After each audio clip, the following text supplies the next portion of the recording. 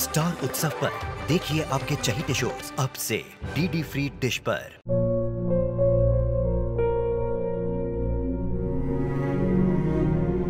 मैं डॉक्टर बनकर अपना और अपने आबा का सपना जरूर पूरा करूंगी।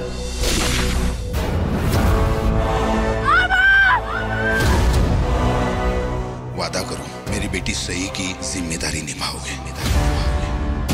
मुझे नहीं करनी है शादी। मेरा रिश्ता सिर्फ मेरे सपनों से है। तुम भी मुझसे कोई उम्मीद मत रखना। मेरी जिंदगी में कोई और है, जिंदगी में कोई और है। क्या एक अनचाहे रिश्ते में गुम हो जाएंगे साई के सपने? गुम है किसी के प्यार में 1 अप्रैल से शाम 7 बजे स्टार उत्सव पर। पता नहीं श्लोक और आस्था का झगड़ा खत्म हुआ कि नहीं। क्या बना रही है? लाई मैं करती हूँ।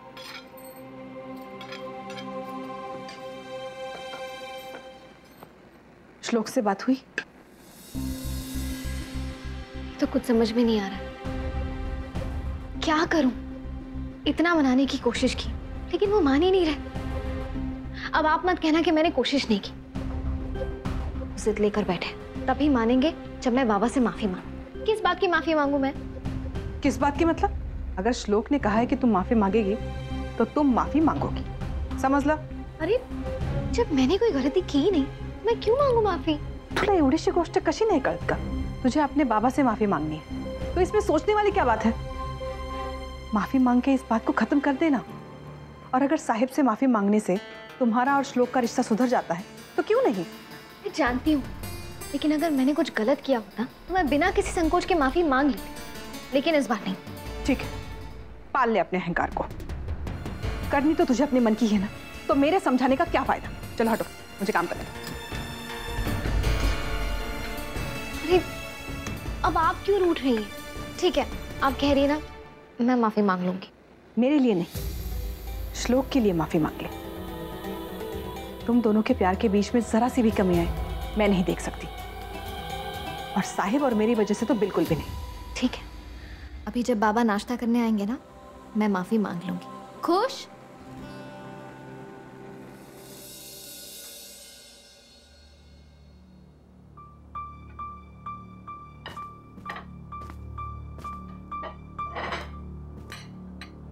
दादा बाबा नहीं आया अभी तक? हाँ मैं भी वही सोच रहा था। क्या आप जानती हैं बाबा कहाँ हैं? मुझे नहीं पता। आस्था तुम? नहीं श्लोक। दादा मैं देख के।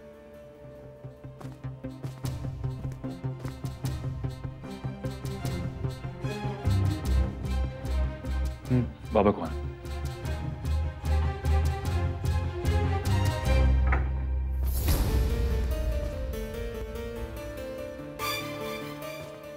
दादा बाबा तो कहीं नहीं।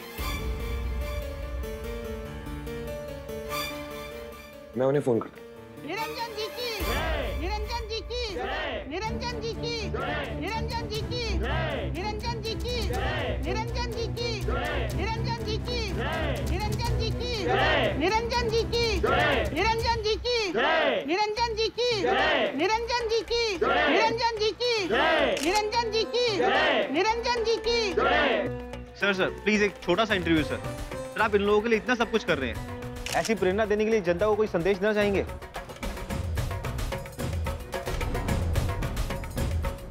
जी नहीं।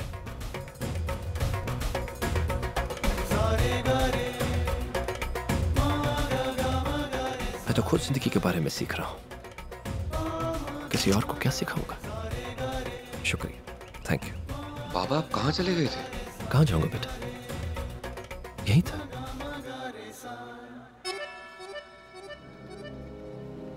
कल जब मैंने अपनी बहू को परेशान देखा तो रात भर मुझे नींद नहीं आई बेटा।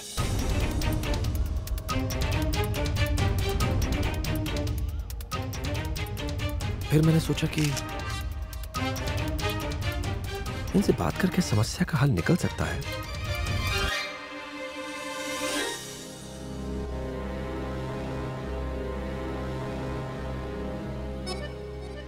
तो क्यों ना करो, और मैं सफल भी रहा। हाँ बस मुझे ये जमीन दुगनी कीमत पर खरीदनी पड़ी, क्योंकि अगर कानूनी रास्ते से जाते तो समय जरूर लगता, लेकिन सब कुछ नियमों के हिसाब से होता। खैर कोई बात नहीं, अंत भला तो सब भला। अपने बच्चों की खुशी के लिए माँ बाप को बहुत कुछ करना पड़ता है। हाँ, बस एक बात का अफसोस जरूर है, ये सब करके मुझे अपने सिद्धांतों को अनदेखा कर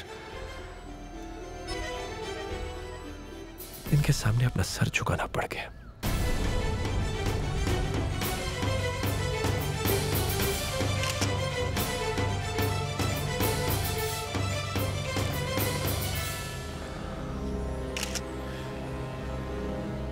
आस्था,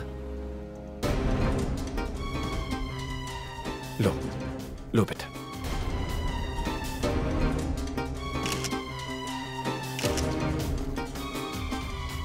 मैं चाहता हूं कि ये चाबियां तुम अपने हाथों से इन्हें दो।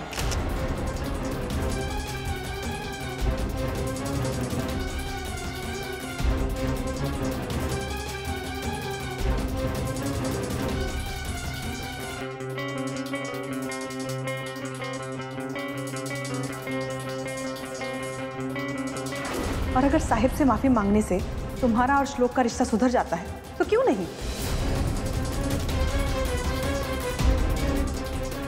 भले ही मेरी गलती ना हो, लेकिन फिर भी मैं आपसे आज माफी मांगूंगी, क्योंकि मेरा अहंकार मेरे रिश्तों से बड़ा नहीं। लो बेटा।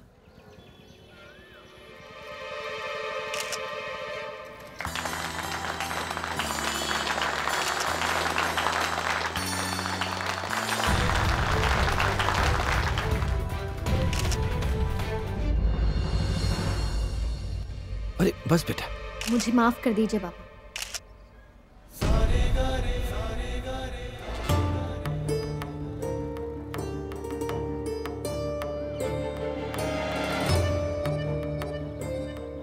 मुझसे बहुत बड़ी गलती हो गई। मैं वादा करती हूँ आपसे अब से शिकायत का मौका नहीं दूंगी। प्लीज मुझे माफ कर दीजिए।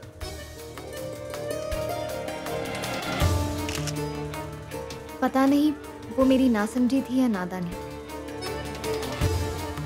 लेकिन इतने समय से इन लोगों से जुड़ी हुई थी, इसलिए भावनाओं में बहकर मुझसे ये गलती। मैं तुम्हारा बाबा हूं बेटा, और बेटियों को तो सारी गलतियां करने की छूट होती है।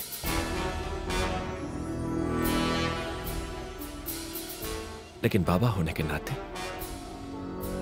मुझसे कोई गलती नहीं होनी चाहिए, मेरी हमेशा ये कोशिश रहती है। अपने बच्चों को दुखी देखना मुझसे बर्दाश्त नहीं होता।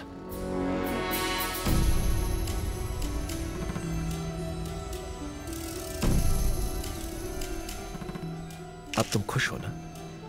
थैंक यू बाबा। मुझे खुशी तब होगी जब आप ये सच्चे मन से करेंगे। सिर्फ आपके बदलने की देर है बाबा, फिर इस घर में खुशियां आने से कोई नहीं रोक सकता। आप जब आई को उनका खोया हुआ सम्मान लौटाएंगे, तब मैं वाकई खुश होंगी। अब आप सब निश्चिंत होकर आश्रम में रह सकते हैं।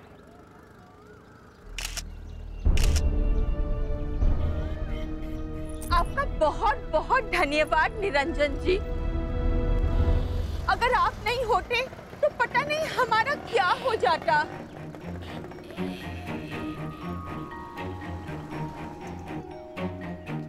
आस्था बेटा। जी।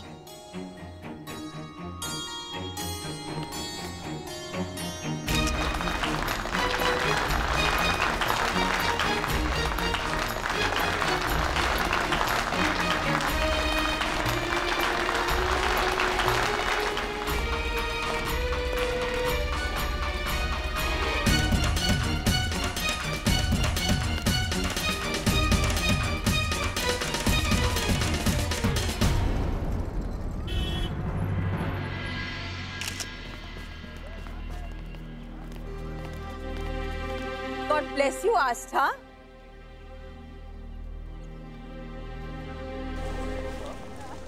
नाना नानी कहाँ है? तेरे साथ रह के हम भी थोड़े जुगाड़ू हो गए हैं। उन्हें कहीं एक जगह भेज दिया है पहले से, और अभी आश्रम बुला लेंगे। चलिए आप लोग आश्रम के लिए निकले, आराम से जाइए।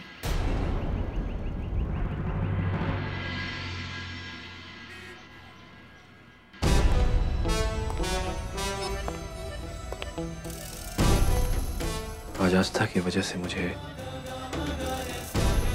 अपना सर झुकाना तो पड़ गया, लेकिन देखने का नजरिया थोड़ा सा बदल दिया जाए तो जीत तो मेरी हुई। आस्था की बात मानकर मैंने फिर श्लोक के दिल में अपनी जगह कायम रखी है। फिर अपने बच्चे को दिखा दिया कि उसका बाबा कितना महान है। एक जन्म तो क्या, अगले 10 जन्मों तक तुम निरंजन अग्निहोत्री को नहीं हरा पाओगे आस्था।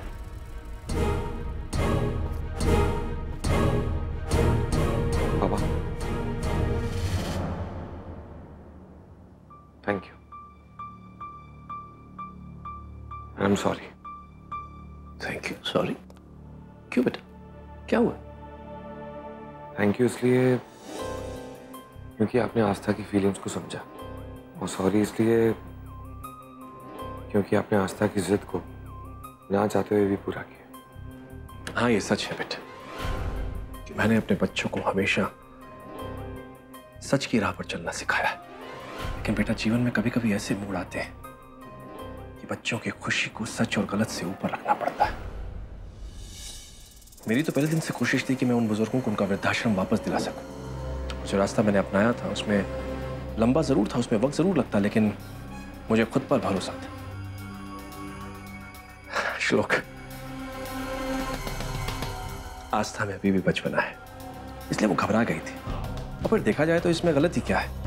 बच्चे अक्सर घबराहट में ऐसे गलत कदम उठा बैठते हैं, इसलिए उन्हें संभालना, सही चीजों के लिए खड़े होने के लायक बनाना, उसे हम नहीं सिखाएंगे तो कौन सिखाएगा? इसलिए बेटा ध्यान रहे, आस्था अपनी नादानी में कुछ ऐसा ना कर बैठे जो मेरे परिवार की इज्जत पर बनाए। हर समय उसका बचपना समझकर मैं उसे मुसीबत से बाहर नहीं निकाल पाऊंगा बेटा, इसलिए उसका बचपना रोकना पड़ेगा। तुम्हें आई एम सॉरी पापा, एंड आई प्रॉमिस आज के बाद आपको अपसेट होने का मौका नहीं दूंगा, और मैं वही करूंगा जो आप चाहते हैं, क्योंकि मेरे लिए आपसे बढ़कर और कोई नहीं, कोई भी। शाबाश मेरे बच्चे।